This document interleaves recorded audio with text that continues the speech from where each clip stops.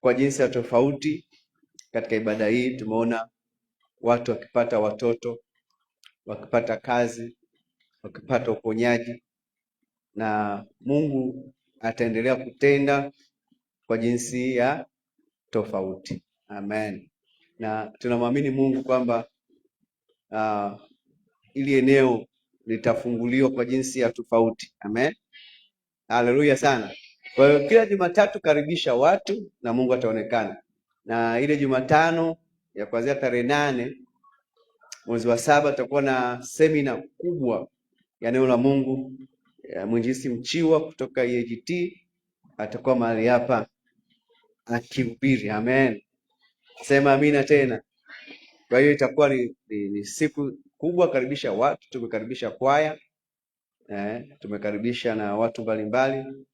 Kwa hiyo itakuwa siku ya ajabu. Sasa nataka leo nifundishe kwa makusudi, kwa sababu najua kwenye ibada hii ya maombezi kadri tunavyoendelea, kuna watu ambao pia Mungu atawanyanyua, lakini pia kwenye kanisa lazima pia tuwe na msimamo wa je, sisi maombezi yetu tunaendesha vipi, hata unapofanya huko mtaani hivyo. Lakini lingine, Mungu ameniweka kama mwalimu pia katika taifa hili la Tanzania. Amen. Kuweza kufundisha na kuthubutu pia kufundisha mafundisho mengine ambayo yamkini hayajafundishwa au yamefundishwa lakini hajatiliwa mkazo. Sasa nataka, lengo kubwa ni kupa ufahamu na kujua mlengo wetu uko vipi na maandiko yanasema nini. Jina la Bwana libarikiwe sana. Na nitajikita leo, nitazungumza kama unaandika, je, vifaa vya upako ni mafundisho ya kibibilia? Je, unaweza kaandika ni mafundisho ya kibibilia? Kwa sababu hauwezi kukwepa kufundisha, kwa sababu hata watu wengine wanapokuja wanategemea labda kuona aina fulani, mbona huku anafanya hivi, mbona huku anafanya hivi. Sasa ni muhimu pia kuweka sawa, lakini pia najua nafuatia kwa njia ya Facebook. Jina ambalo barikiwe sana. Ningetamani kwenye mic itoke hai kidogo, baki vizuri, isikuwe na mwangu, hai itoke kusiwa na mwangu. Kwa hiyo nataka kwa mrengo huo kuweza kujifunza. Jina la Bwana libarikiwe sana. Jina la Bwana libarikiwe sana. Sasa kwa hiyo nataka tujifunze, na kwa sababu hapa tunaombea, tunakemea, tunafanya nini, lakini sasa wewe ujifunze. Na pia naomba kwamba mara nyingi watu, Maria, ukatengeneza hii mic ikae sawa, kaa pale kwenye mic ikae kama ambavyo nataka iwe.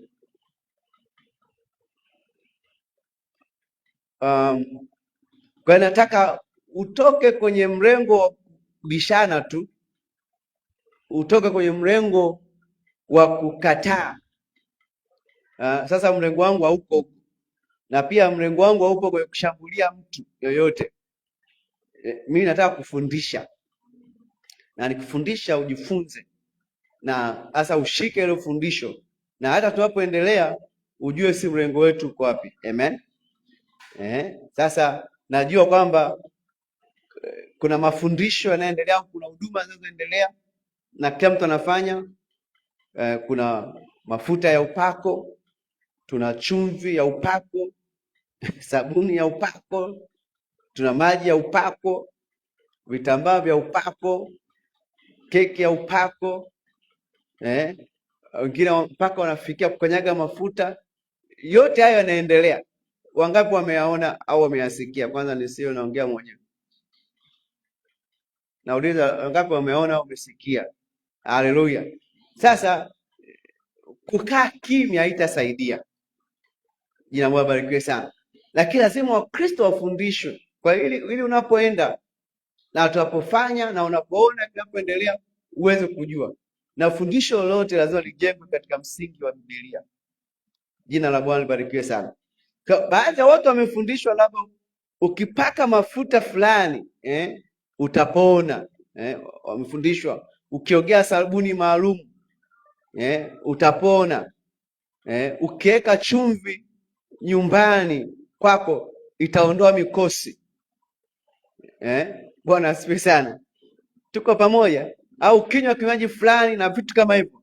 Sasa yako mambo yanaendelea kwamba ukikanyaga mafuta labda mapepo yatatoka, labda ukinywa maji, ukinywa nini itafanya hivyo. Vitu vimejengwa kuwekewa katika upako fulani, kwamba kitambaa fulani ukijifunika, si ukifanyaje, mapepo yatatoka.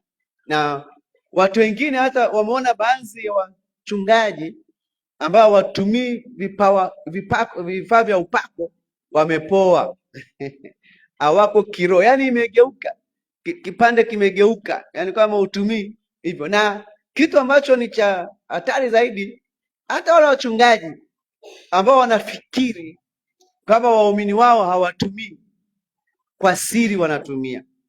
Sasa haitakiwi hivyo, inatakiwa kujifunza ili kwamba uweze kuelewa. Na leo nitakufundisha, na leo kama nilivyosema, kufundisha huku akushambulii, lakini itagusa. Jina la Bwana libarikiwe sana.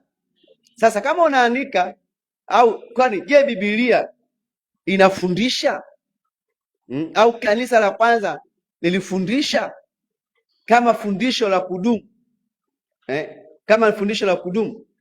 Sasa swali la msingi la kujiuliza kwamba sio kama vifaa vinatakiwa kutumika au kwamba vinaponya. Tutaangalia swali la msingi la kujiuliza kama neno la Mungu linasemaje. Jina la Bwana libarikiwe sana. Sema amina tena. Sasa Mungu anaweza kutumia chochote. Kwa nataka kwanza unielewe, anaweza kutumia chochote kutimiza makusudi yake. Wakati mmoja tukiwa Kinondoni, mtumishi mmoja wa Mungu alikuja, alipokuwa anaombea watu, akamwambia mama mmoja, nenda kaguse generator utapona. Na yule mama alipogusa generator alipona. Tuko pamoja jamani? Nilisikia ushuhuda mwingine wa mtumishi mmoja ambao Mungu alimwelekeza. Ni ushuhuda nilisikia na unasemwa na watu wengi.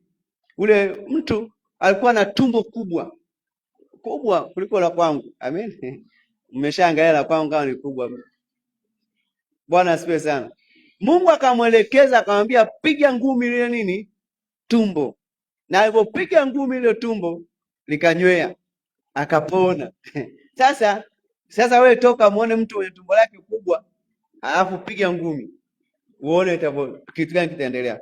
Kwa ndio nataka kufundisha. Kwa hiyo Mungu alimwelekeza na Mungu alifanya, lakini sasa yule hawezi kuondoka sasa akaanza kutafuta kila mtu tumbo likiwa kubwa anapiga ngumi. Hiyo haitafanya kazi. Jina la Bwana libarikiwe sana. Sema amina. Sema amina. Kwa hiyo Mungu anaweza kutumia chochote. Kwa hiyo nataka niweke balance, sababu pia kuna watu maaskofu, mitume na wengine ambao walizungumza kabisa au unazungumza kabisa kwamba ni makosa kutumia, haipo kabisa. Sasa mtu anajiuliza, mbona naona kwenye Biblia? Si ndivyo jamani?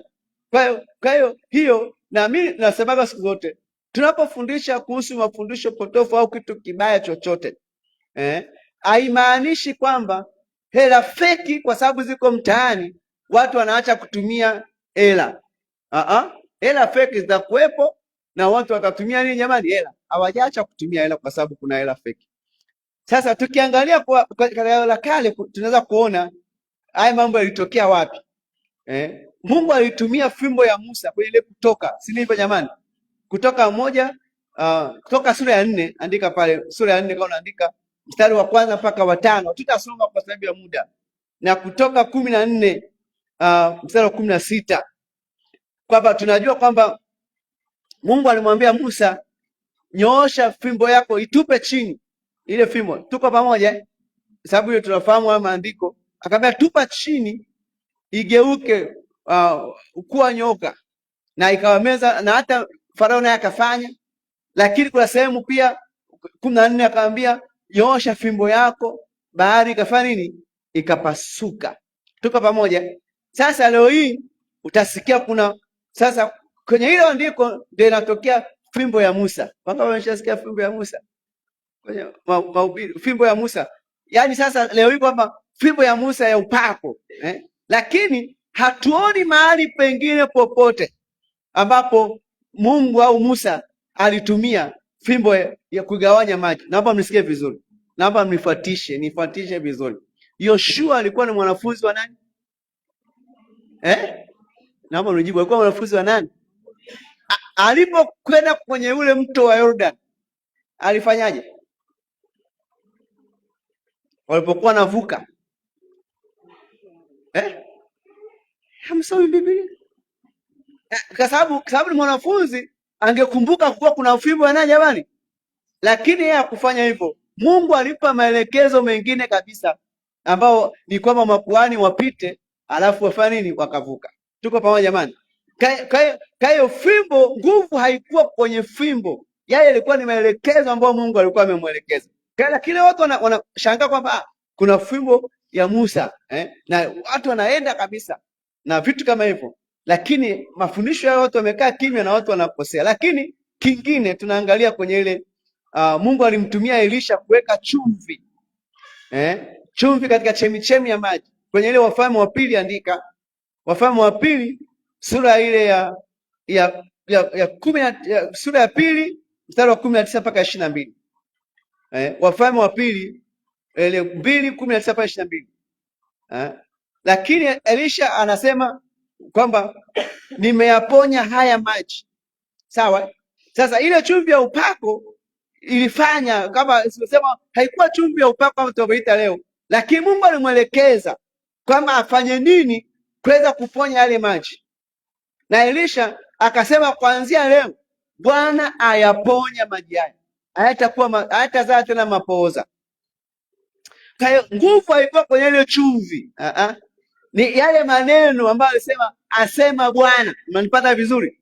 Kama kuanzia leo hayatazaa mapooza. Lakini sasa unakuta leo watu wamebana chumvi za upako, wanakimbizana, wanafanya kile kwa hiyo chumvi, nguvu haipo kwenye chumvi, na kwamba huwezi kuangalia mahali pengine ambapo Elisha alifanya muujiza. Kwa sehemu nyingine Elisha alifanya muujiza wakati kile shoka ilipokuwa imeingia kwenye maji, Elisha alichukua mti alafu akaweka ile nini, chuma ikaelea. Hakuchukua chumvi. Lazima nataka kufundisha wewe kama ile ilikuwa ni tukio tu ambalo limetokea, Mungu akamwelekeza akafanya kile. Wewe unakuta sasa watu wanatengeneza. Naomba nikwambie kingine, washirikina, watu ambao hawajaokoka, ilo swala la chumvi wenyewe walitumia kama ni mambo ya kishirikina tu, kwamba unaweka chumvi. Wengine wanasema ukikata limau nusu, sijui ni chungwa, ukaweka kwenye mlango, kama mtu mkosi akija, mtu mwenye nia mbaya, yani ni mambo kabisa ya kishirikina, ya nini, ya kawaida. Sasa kwa hiyo lazima kanisa lifundishwe, kwamba lielewe kwamba hii inatoka wapi. Sasa shida ambayo ya washirika wengi na waumini wengi leo, wakiona watu wanafanya kitu fulani, hata watumishi wakiona mtu fulani anafanya kitu fulani, na yeye anakimbia nayo, hata angalii kwamba Biblia inasemaje. Mungu atusaidie sana.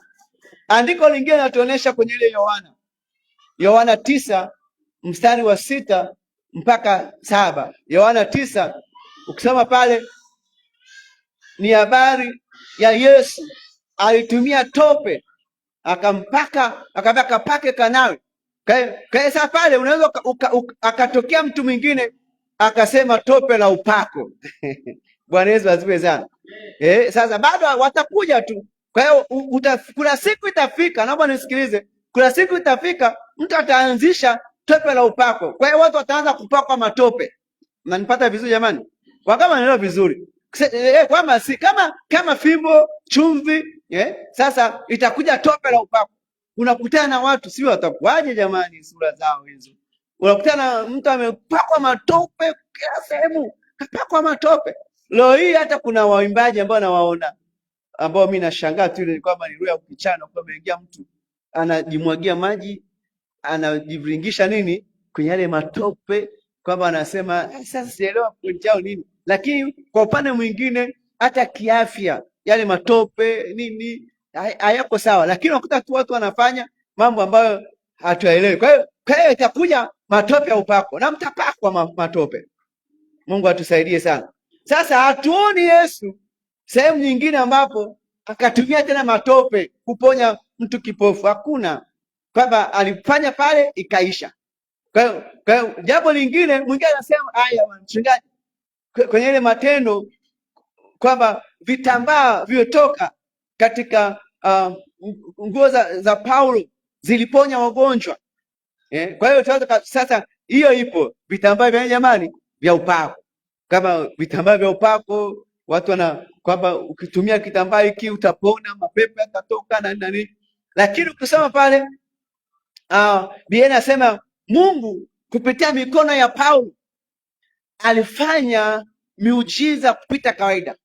Haisemi kupitia vitambaa, haisemi kupitia siri, kama kupitia mikono ya Paulo.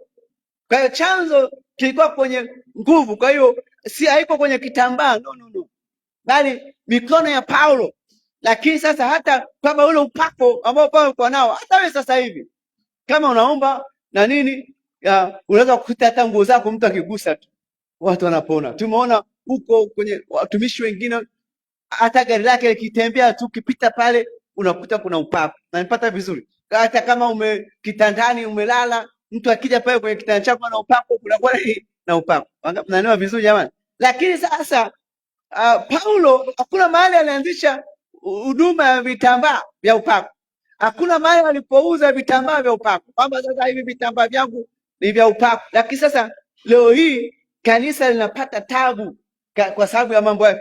Kwenye Biblia yapo, tumeona. Kwa Mungu anaweza kukuelekeza ikatokea, lakini sasa sio kila siku, kila mahali kwamba sasa utafanya hivyo. Ndio tatizo ambalo tuko nalo ndani ya kanisa, na wachungaji hawajaelekeza watu, hawajaambia watu hawajapata mafundisho, na watu wataki mafundisho. Watu wanataka tu wapone, wataka tu kwamba aende, hawataki kuangalia nini kichopo na nini. Nataka wewe ambao unanisikiliza kwamba uweze kujua hivyo. Lakini hata kivuli cha Petro kwenye ile Matendo ya Mitume sura ya 5, utaandika sura ya 5:15-16, kwamba anasema hata kivuli cha Petro kiliponya wagonjwa. Na Biblia inasema kabisa watu walikuwa wanaweka wagonjwa ili kivuli cha Petro kikija kiponye. Lakini Petro mwenyewe sidhani inawezekana hata labda alikuwa na hiyo habari, wala kuhangaika kwamba sasa kivuli changu sasa kinaponya. Kwa hiyo leo kuna watumishi wangekuja wangesema kivuli cha upako. Halo, Bwana Yesu asifiwe sana. Kivuli cha jamani cha upako, hiyo nayo ingekuwa kali. Sasa kile utakiuzaje? Bwana asifiwe sana. Kivuli cha upako. Kwa hiyo lakini Biblia haisemi kivuli kilikuwa kina nguvu, kinaonyesha jinsi Mungu alivyomtumia. Kwa hiyo mafundisho yangu hapa yana balancing kwamba Mungu anaweza akatumia chochote, lakini hataki kujenga fundisho katika matukio. Anataka kujenga fundisho katika mafunuo ambao unasema Mungu amekupa. Mafundisho yoyote yanatakiwa yajengwe katika neno la Mungu na sio kwa andiko moja. Haleluya sana, jina la Bwana libarikiwe sana. Katika kutafsiri Biblia, si kila tukio ni fundisho, kama unaandika hapo chini. Sio kila tukio ni fundisho, na sio kila mfano ni amri. Sio kila tukio ni fundisho, na sio kila mfano ni amri. Kwa hiyo kama Mungu akupa ufunuo, kama imetokea inawezekana tumeona sasa, lakini huwezi ukajenga fundisho katika tukio, huwezi ukajenga fundisho katika mfano ambao ulikuwa umetokewa. Mifano mingine tumeona inatumika kama mafundisho. Jina la Bwana libarikiwe sana. Sasa kwa hiyo Mungu alitumia fimbo, lakini hajatufundisha, hajatuagiza. Elisha alitumia chumvi, lakini hakuna maana anatufundisha na tuagiza tuendelee kutumia chumvi. Yesu alitumia tope, lakini hajafundisha matumizi yake. Paulo alitumia vitambaa, lakini hakufundisha matumizi yake. Jina la Bwana libarikiwe sana. Sema amina. Kwa hiyo tukio linaweza kuonesha jinsi ambavyo Mungu alifanya, lakini haiwezi sasa kuwa kwamba ndio fundisho, kwamba ni tukio la mara moja, kama Mungu alitenda, kama Mungu alifanya. Lakini sasa huwezi kuchukua ile tukio. Nisema kwa mfano katika kugawanya bahari ya Shamu. Sasa uwezo ukachukua lile ukaanza kubeba sasa, kama unatafuta ile fimbo ya Musa uanze kugawanya bahari, hamna. Na hata Yoshua hajafanya hivyo. Jina la Bwana barikiwe sana, sema amina. Marko ile 6:13 inasema kwamba wanafunzi walipaka mafuta, naomba hilo pia lieleweke, walipaka mafuta watu wengi na pepo zikatoka alivyopaka mafuta. Kwa hiyo Biblia inaonyesha, lakini hatuoni tena huku mbele kama walihangaika kwamba sasa unapaka watu mafuta, walifanya mara moja ikaondoka, nao wakatoa pepo wengi, wakawapaka mafuta wagonjwa wengi wakaponya.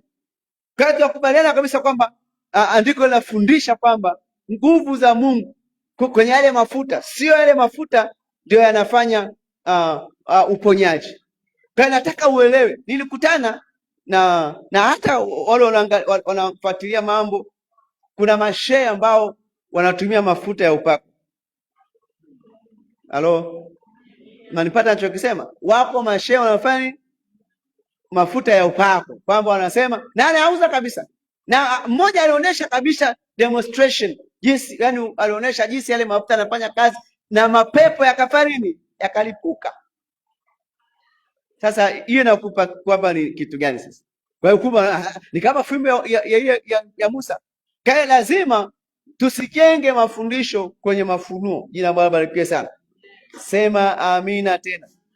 Sasa japokuwa kwenye ile 13 tunaona kwamba 6:13 tunaona kwamba wanafunzi waliwapaka watu mafuta, wanasema wengi na wakapona, lakini Yesu alipotoa agizo hajasema kwamba muwapake watu mafuta, bali akasema mtaweka mikono juu ya nini?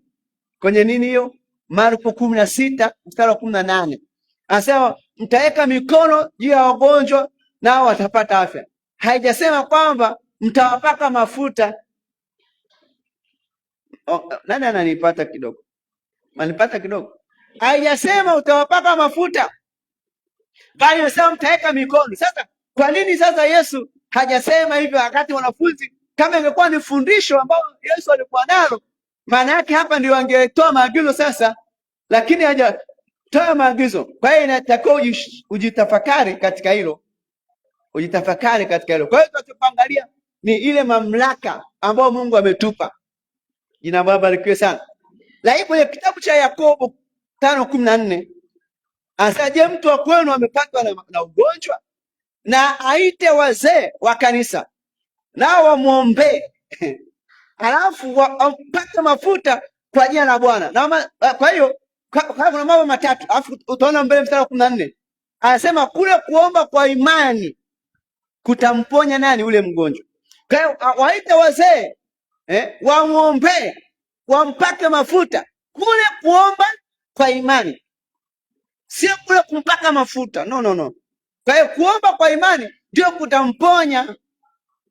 Lakini kwa hiyo sasa, lakini watu wengi wameweka imani sana katika vitu. Kwa hiyo mstari wa 15 anasema na sala ya imani itamwokoa yule mgonjwa, haisemi mafuta. Kwa hiyo ukiangalia kwenye Agano la Kale, tunaposema mafuta ni mojawapo ya ishara au ni mojawapo ya alama ya Roho Mtakatifu ambayo inawakilisha nguvu za Mungu, au watu wengine wanasema inawakilisha upako, ambayo neno la upako halipo kwenye nini, kwenye Biblia, lakini inawakilisha upako. Na kwenye Agano la Kale ni watu watatu tu ndio walipakwa mafuta. Wa kwanza ni mfalme kwa ajili ya kumweka kwenye kiti cha enzi. Maana yake unaupakwa mafuta, unakuwa umetengwa na Mungu kuwa mtumishi, lakini kuwa mfalme. Walipakwa makuhani kwa ajili ya kutengwa kwa ajili ya kuwa makuhani. Kwa hiyo hao ni watu ambao ni wawili, lakini pia manabii walipakwa mafuta. Manabii walipakwa mafuta kwa ajili ya kutengwa kwa manabii. Jina ambalo libarikiwe sana. Lakini kwenye Agano Jipya sisi sote ni wapakwa mafuta ya nani? Wa Bwana. Kwa hiyo wote tumepakwa mafuta. Jina ambalo libarikiwe sana. Na mimi unajifunza. Jina ambalo libarikiwe sana. Haleluya. Hebu nipungie mkono kama unajifunza kidogo. na nataka niweke na kusaidia mtu mmoja kwamba mafuta ni ishara ya upako wa Roho Mtakatifu. Na ngoja nikwambie kitu kimoja, naomba nisikilize, nisikie vizuri. Afrika kwa sababu ya kujawa na ushirikina, ndio maana watu wengi wanataka mambo yanayofanana na ushirikina. Ukienda kwa mganga lazima upewe nini jamani? Irizi. Halo, unapewa nini? Unatembea nayo.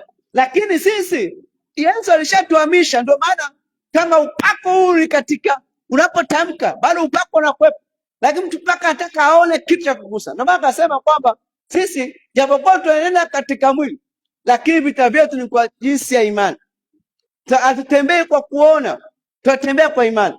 Lakini wanataka watu wawekewe kwenye vitu ambavyo vinavyoonekana. Mungu atusaidie sana. Sema amina. Haleluya, haleluya. Kaya nataka kwamba olewe sawa, Mungu alitumia, Mungu alifanya, lakini haijajengwa kuwa fundisho, na Biblia haijaagiza tuendelee kutumia hivyo vitu, na kama utatumia basi kwa maelekezo. Kwa sababu sitaki kufunga kabisa kama baadhi ya watu wanaofunga. No.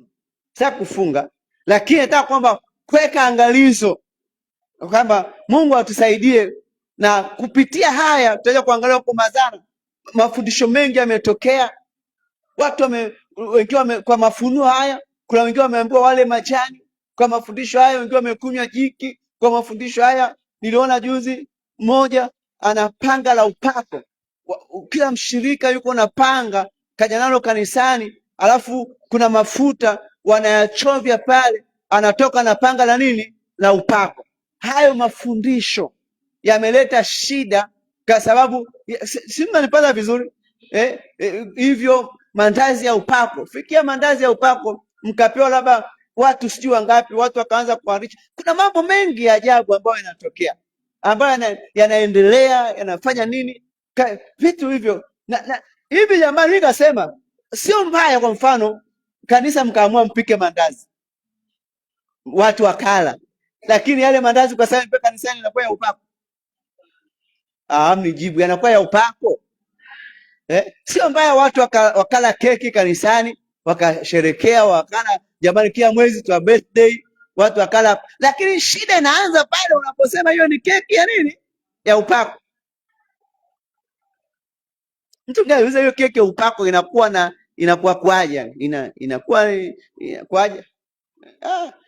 Kayo ni vitu ambavyo lazima uweze kuangalia. Sasa shida hii ndio wahubiri ya kufundisha upande mwingine, vifaa vya upako havitolewi bure. Maana yake kwa upande mwingine vifaa vya upako ni biashara. Utaki, unapewa bure.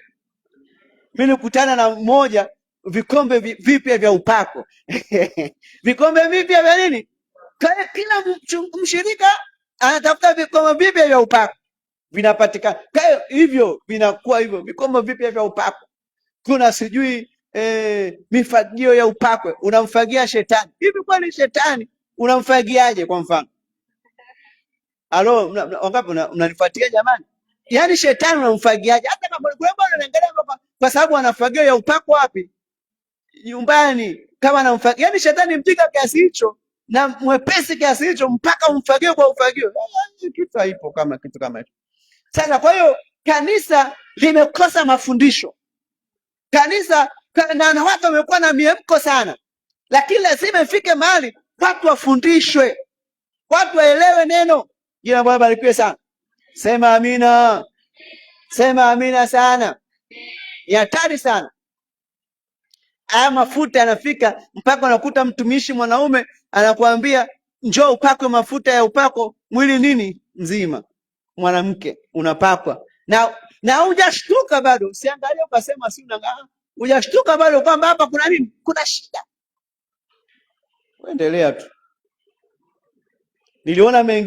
Niliona ilikuwa ni maji ya kusukutua ya upako. Mtumishi anakunywa maji namna hii. Haleluya. Hii niliipenda hii. anasukutua, unafungua mdomo. Wangapi waliona? Si jamani, hapa naongea, si exaggerate, si danganyi kabisa mtu. Alafu nikaona nyingine, mtumishi miguu ya upako, umekaa hapo chini, anaoshwa miguu, yale maji yanaingia wapi? Unakuja pale, yanatoka, anaoshwa miguu yake, tena miguu michafu na magamba, unaingia kichwani kwako. Wote ni ujinga tu. Wangapi wameona jamani? Hujaona hiyo kitu? Hujaona? Nyinyi mko wapi jamani? Mko wapi? Yapo anaendelea. Sasa hayo ni shida. Je, tunyamaze? Tukae kimya? Tusiseme? Kwa hiyo unakuta unakimbia huku na kule unatafuta. Sasa kwa sababu hujafundishwa, lakini na sikufundishi tu hapa ili ushabikie, ili ucheke. Nataka kwamba kama yani uelewe, na hata na wewe ukijua kutoka wengine wanachopoka tu, wanachomoka, wanafanya hivyo na nini, na baada kitu ambacho kinacholeta shida, wanaotumia vifaa vya upako wana hela. Ukikuta mtu anatumia kifaa cha upako, mtumishi anatumia cha upako ana hela, huyo ni feki zaidi. Yani huyo sasa, wote asilimia kubwa wote wana pesa, wana ma TV, wana popularity, sasa wewe ukiongea wanauliza una washirika wangapi? Una hela kiasi gani? Mwenzako ameshuka kwenye range, anakaa kwenye gorofa, nani utamwamini? Watakwambia wewe, kama ungekuwa na Mungu tuoneshe basi Mungu wako. Kwani kama ni hela shetani hatoi? Tena watu wa shetani si wana hela? Silipo watu wa Mungu wengi, ni kweli tu, watu ambao wanaongozwa na shetani wana mahela huko. Nikushtue kidogo, nilifuatwa siku moja hapa Matosa hapa, nilipigiwa simu, alo mchungaji, alo we nani?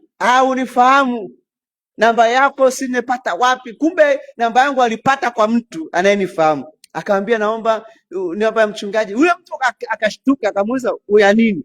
Akaambia yule mchungaji namuona ana upako wa Mungu, kwa hiyo nataka aniombee. Yule akampa namba, akanipigia simu, akaambia tukutane.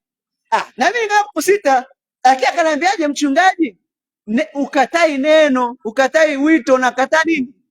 Nikaambia sawa, tukutane wapi? Matosa hapo. Tukafika pale, alafu mimi ndo nilimlia supu. Bahati mbaya nilipoteza supu yangu. Nilimlia supu. Tukanywa pale, akaniambia mchungaji, mimi hapa nimekuona, nimekuita, nataka mambo nitakueleza ni mazito. Yale alipoanza kuongea nikarekodi yale maneno. Ile rekodi nafikiri na mpaka sasa hivi mahali nikitafuta. Nikarekodi. Akaniambia mchungaji, nataka hivi wewe, akaniuliza hivi wewe hautaki kuendesha hama? Na mimi nakuuliza wewe, hautaki kuendesha hama? Muulize mwenzako, hautaki kuendesha Range Rover?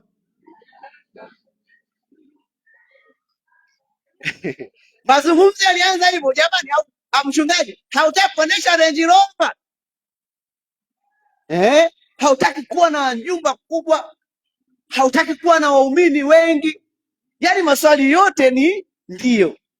Nikamwambia siwezi kujibu, kwanza ndio nieleze kwamba yani kwa nini, kwamba nataka kuwa na hama, nataka kuwa na nini. Basi akanieleza, akaambia nataka nikusaidie, ndani ya mwezi mmoja utakuwa na kanisa lilojaa waumini, wamejaa kanisani kwako.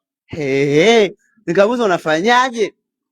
Alafu wakati huo ndo mimi natamani ushirika wajae, natamani kama. Akaambia bwana, mimi nitakusaidia, nitakupa mafuta. Sasa kwa maneno nakataa. Mimi nikaona mafuta, nataka nijue sasa. Akaambia mafuta, nataka uende pale kanisani kwako. Chukua udongo pale ambapo watu wanapoingia. Niletee. Alafu kishaleta pale, utaanza kuona mpaka wafu watafufuka, viwete watatembea. Akaonyesha mapicha ya watu walikuwa na miguu iliyofanyaje, ametena, yani kuna mambo yametendeka. Akaonyesha mapicha akiwa na maraisi, akiwa na nani, yani niambia kaambia haya mafuta yanapatikana si huko wapi? Mwisho wa reli kwenye taje kule Kigoma. Kwa hiyo nitaenda nitaleta, alafu akaniambia huna haja ya kulipa hela yoyote. Kwanza wewe utatumia mafuta, ukishaona matokeo yanatokea, basi mimi nitakuwa nakuja kuchukua kiwango fulani cha pesa kila mwezi. Kaambia kwa hiyo ndio hivyo tu. Kaambia ndio hivyo tu na nini. Kwa hiyo kama utakubali, mimi mara moja nitafanya. Nikamuuliza, kwa nini umenichagua? Kwa nini usiwatafute? Kaambia nimeangalia, tunaangalia mahali ambapo tukiwekeza mambo yanaenda. Kwa hiyo tumeona na nini na nini. Nikamwambia okay. Sasa nikamwambia hivi, na kwa macho makavu tukionana hivi, mimi hapa kwanza range au si hiyo V8 kwa sasa hivi mimi sitaki, kwa sababu na gari langu hili niko nalo linanitosha, lakini kwa wakati huu sitaki, sijui na nini, sitaki chochote. Na kwa hiyo habari mimi sitaki kabisa, wala siko, bora niwe na washirika 10, lakini si nitafanya hayo mambo. Jina Bwana barikiwe sana. Nikakataa. Ungekuwa ni wewe? Na kuuliza swali, ungekuwa ni wewe ungekubali? Lakini mimi siwezi kubabaishwa na vitu, pesa, siwezi kubabaishwa na sijui kama kile cha kimungu. Sasa inawezekana kuna watu wanafanya, inawezekana kuna mafuta wanaotumia sasa, inatupa picha, ina maana kuna watu waliojiingiza wanatumia mafuta kutumia nguvu za nini, za giza, japo kuna wengine wanaweza wakatumia nguvu za Mungu. Kwa hiyo wapo, anambia mafuta ukifanya tu hivi watu wanaanguka. Kuna watu wanaanguka. Fanya shakana. Kuanguka kwanza sio kitu cha maana sana kwamba lazima mtu aanguke. Kuanguka sio ndio uponyaji. Jina Bwana barikiwe sana. Kaya nataka uelewe kwamba ni muhimu sana wewe ambao unanisikiliza mahali hapa, kwamba ufahamu mafundisho yapi ni sahihi na haya mambo yanayoendelea. Kwa hiyo haina maana kwa sababu watu wengi wanafanya na haina maana watu wanaotumia haya mambo sio watumishi wa Mungu. No. Kuna watu ambao ni watumishi wa Mungu kabisa. Lakini ndio maana sasa kwenye matukio kama haya, kama kanisa lingesikia hili, na kila mtu akasimama, bado Mungu hajapungukiwa, bado uwepo wa Mungu upo, bado nguvu za Mungu zipo. Lakini leo hii watu wengi wamekuwa ni wavivu. Hata hivyo miujiza ambayo tutazungumzia haitokei hivi hivi. Lazima kanisa na watu na washirika waombe. Leo hii washirika ndio wapi wa kuomba? Mikesha hiyo imekufa, maombi watu hawafanyi. Kwa hiyo sio rahisi. Kwa hiyo maana kuna shortcut ambazo zinatumika.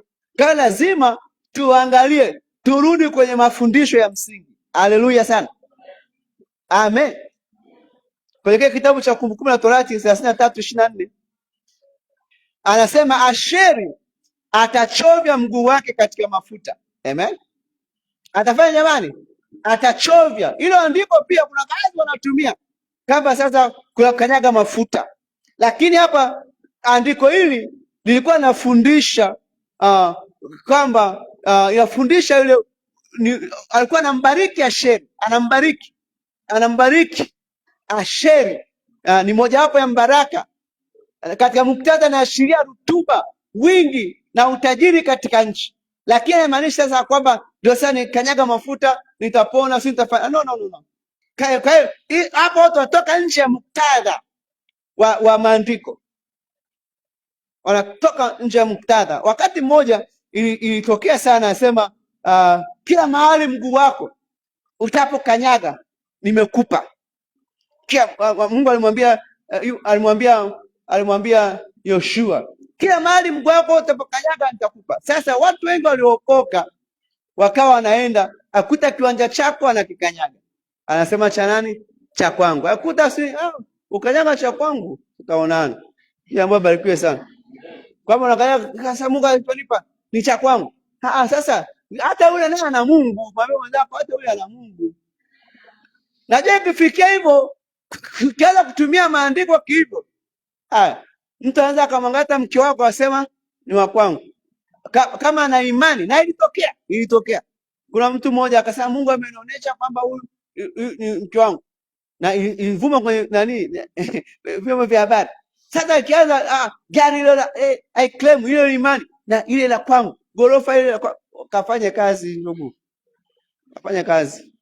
Una claim nini? Kafanye kazi. Jina Bwana barikiwe sana. Haleluya. Sema amina tena.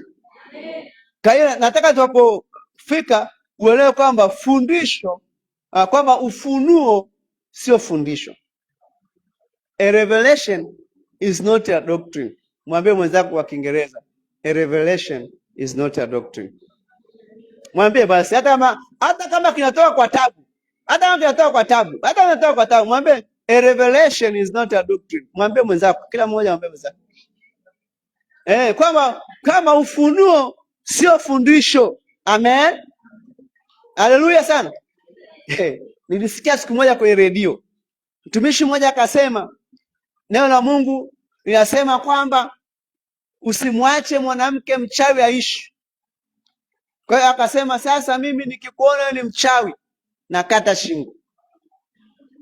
Nikasema hivi, hebu fikiria sasa, ukatoka na hilo andiko ukamkata mtu shingo, muulize kwenye nchi ipi? Manipale chokisema hapo, watakuelewa polisi, watakuweka ndani. Lakini nakwambia kuna mtu anaweza akatoka neno andiko eti akakata shingo yako. Kwa makini na mafunuo haya, washangaa anasema Bwana amesema mwanamke mchawi sio nini asiishi. Wewe ni mchawi, kufa lazima ufanye nini? Lakini wamesahau kwamba pia andiko la sasa hivi nataka kwamba Mungu anasema kwamba hataki kifo cha nani? Afurahishi na kifo cha nani? Cha mwenye dhambi. Ule mchawi ni nani? Si ndivyo jamani? Jamani, mbona mmekaa kimya kimya hapo, au mnataka kuua watu hapo? Amina tena. Mnataka kuua watu? Niliona mmoja alikuwa na ndizi, akachukua ndizi kanisani, akasema chukua sindano, choma ile ndizi. Unavyochoma, angalia adui yako yoyote. Ile sindano, sikiliza vizuri, ukiichoma ile ndizi ndani ya siku 3 inakauka, inanyauka. Sasa anasema angalia sasa, unavyomchoma, mwambie adui yako anyauke. Sasa ananyauka adui yako, na watu wanachoma, anamnyausha adui yako, shindwa mwenyewe, utanyauka na utalegea. Yaani sikiliza, mimi nakueleza ukweli kabisa, nakueleza kama watu wameanza ushirikina ndani ya nini? Ya kanisa.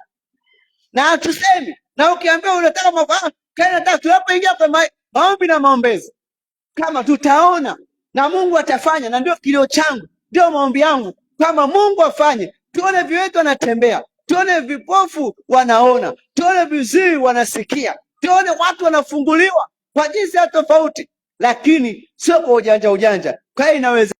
Sasa lazima turudi kwa mafundisho. Barikiwe. Sema amina tena. Wangapi wananielewa? Kwenye kile kitabu cha ni kitabu cha Timotheo wa pili sura ya 3:16-17, kama anazungumza kama kila andiko lenye pumzi ya Mungu yafaa kwenye mani kwa mafundisho.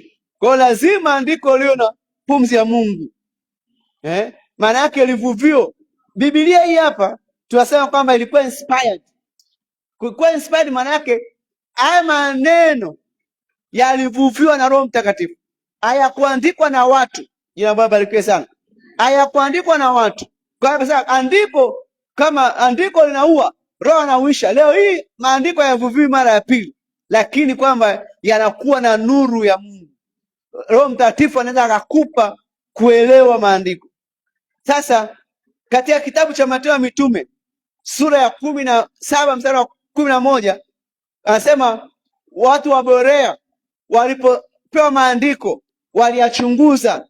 Anasema walipopokea lile neno kwa utayari mwingi na mwingi wa moyo, wakayachunguza maandiko kila siku waone kwamba mambo hayo ndivyo yalivyo. Naomba niulize mlioko mahali hapa, kama na Biblia yako nyoosha juu.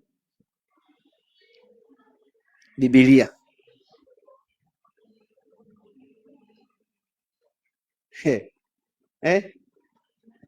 Nyosha hivi, nyosha. Aya, wale wa kisasa nyoosha kwenye simu. Labda una iPad, basi nyoosha hivi. Nyoosha juu. Nyosha. Bwana asifiwe sana.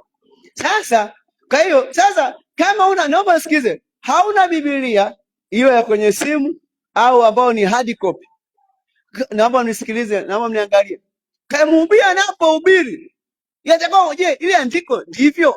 Na uende nyumbani kanichunguze. Kwa hiyo leo hii hatuna watu mtakisoma tu hata maandiko alipo.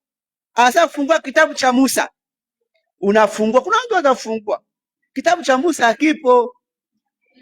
Kuna vitabu vya Musa ambao ni nini? Mwanzo, sijui nini. Vile vitabu vitano. Lakini wewe unatafuta kitabu, hakipo hicho kitabu. Haya, wasema kwamba Mungu anasema kwamba jihurumie nami nitakusaidia. Jisaidie nami nitakusaidia.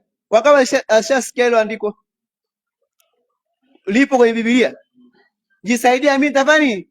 Lakini mtu akwambia Biblia imeandikwa, Biblia imesema jisaidie nami nitafanya nini? Nitakusaidia. Na unaamini, lakini hilo andiko halipo kwenye Biblia. Sasa lazima uchunguze, je, maandiko haya, je jamani, kwenye Biblia nzima kuna keki ya upako? Kuna mandazi ya upako? Mbona mnijibu nye ipo?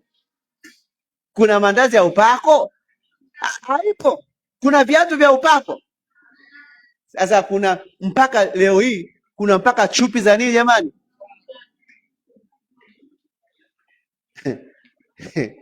Sasa msiniambie hivi nini sio nini. Zipo huko mtaani. Zipo. Kwa hiyo lazima kuchunguza. Sasa leo hii ndio tutachunguza na kusaidia. Watu hapa chungaji unaongea unatuchosha. Bora niwachoshe. Lakini si mmesikia. Mmesikia? Biblia inasema kwamba Yohana wa kwanza, waraka wa Yohana wa kwanza 4 mstari wa kwanza, msiamini kila roho bali vijaribuni. Jaribu. Mchungaji, hiyo chupi ya upako mbona kwa Biblia ipo? Mmoja alitoka, ni mhubiri kabisa mkubwa, akatoka akasema amepata ufunuo kwamba funguo zimeshuka. Naomba nisikize, funguo kabisa. Anaambia zimeshuka wapi? Kutoka mbinguni. Amen. Kwa hiyo kutakuwa na ibada ya funguo za kutoka mbinguni. Hivi jamani, nikuulize kwa akili za kawaida, hivi kweli funguo zikashuka kutoka mbinguni kweli?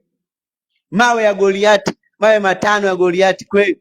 Mwingine anasema ibada ya damu ya ubavuni mwa Yesu, maji ya ubavuni mwa Yesu. Kweli wewe maji ya ubavuni mwa Yesu amekupa miaka 2000 iliyopita, umeyatoa wapi? Hata kuyauliza tu. Na mpaka anachokisema, wakati wanaelewa kwamba watu hawezi kuuliza hayo maswali. Hawezi kusema maji ya ubavuni mwa sawa. Umetoa wapi? Kwa mtu ukapata mpaka leo haja expire. Damu ya Yesu umeitoa wapi?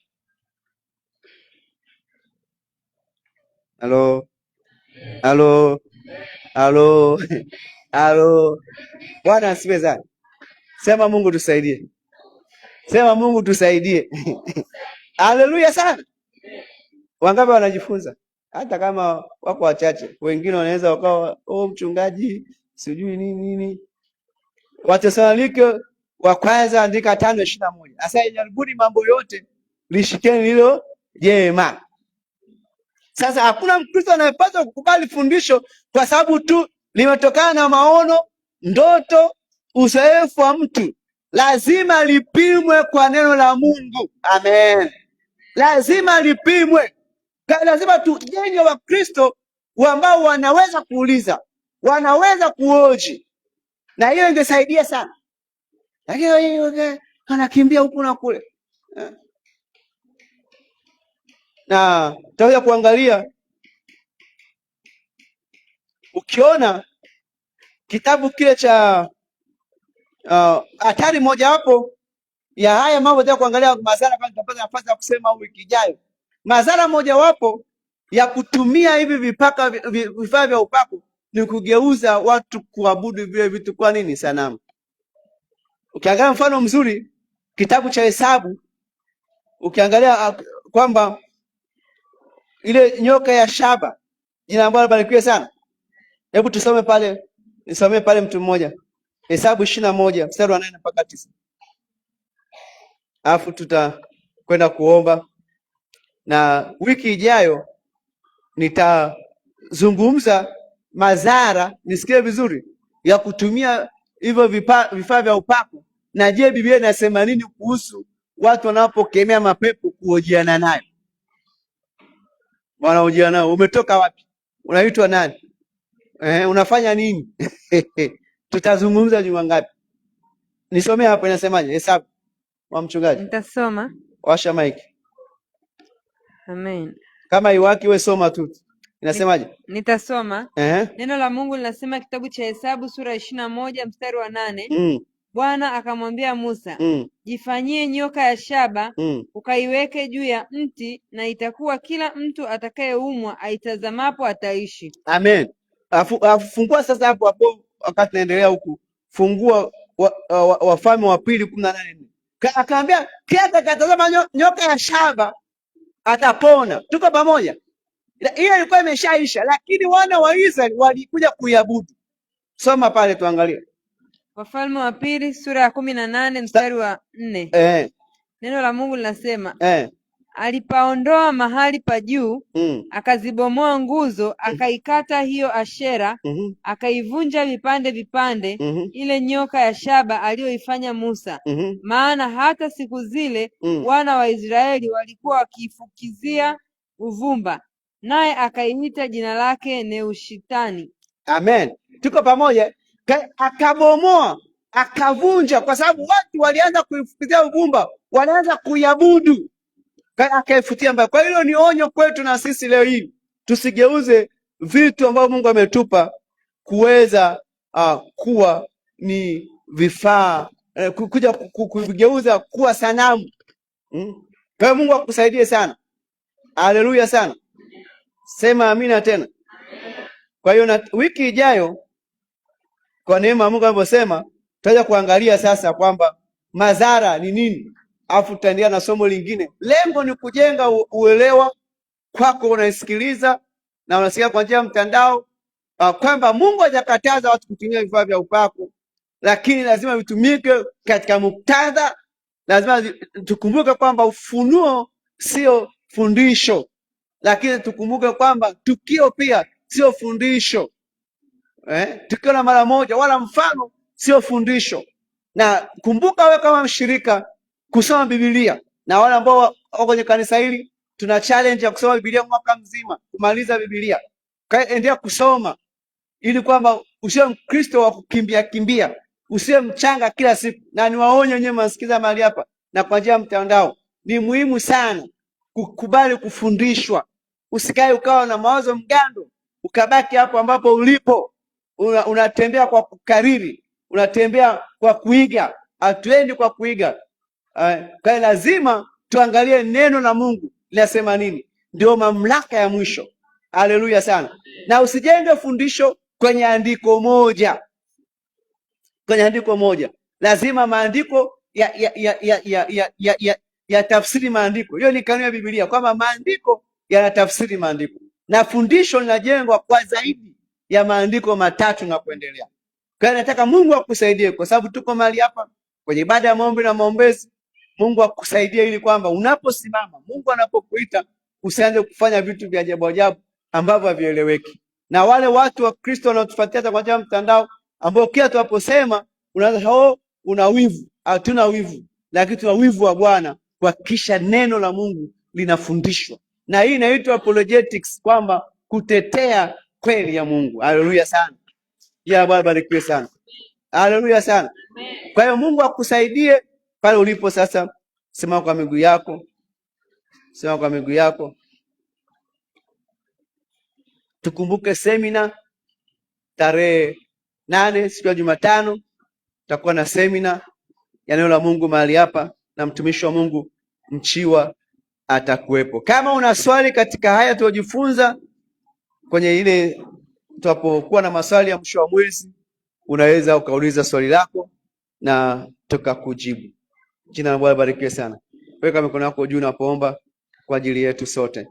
Sema, Bwana Yesu, nakuja mbele zako, naomba unisaidie niweze kuelewa neno lako. Naomba unisaidie niweze kujifunza kama wale wa Beroya kwa kuchunguza maandiko yanasemaje. Omba kwa ajili yako mwenyewe. Baba, kwa ajili ya Yesu ninasema asante kwa ajili ya kila mmoja ambaye amekuja siku ya leo. Najua somo hili litawasaidia wengi, litawaponya wengi katika jina la Yesu. Baba, mafundisho mapotofu yamekuwa ni mengi na watu wamekuwa wakiumbishwa, na kuanzia sasa ni wakati wa kusaidia watoto wako wasiweze kuyumba katika jina la Yesu Kristo. Inawakabidhi mikononi mwako, neno lako likapate kuwa juu yao kwa mamlaka ya jina la Yesu. Kama kuna wagonjwa jioni ya leo, kawaponye Bwana.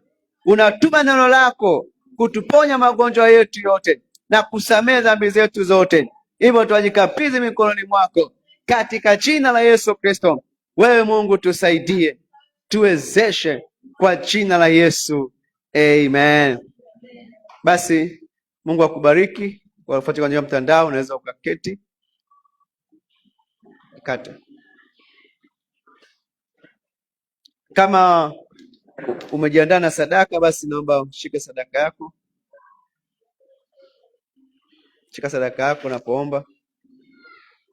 Ndio kusadaka kama uwezi.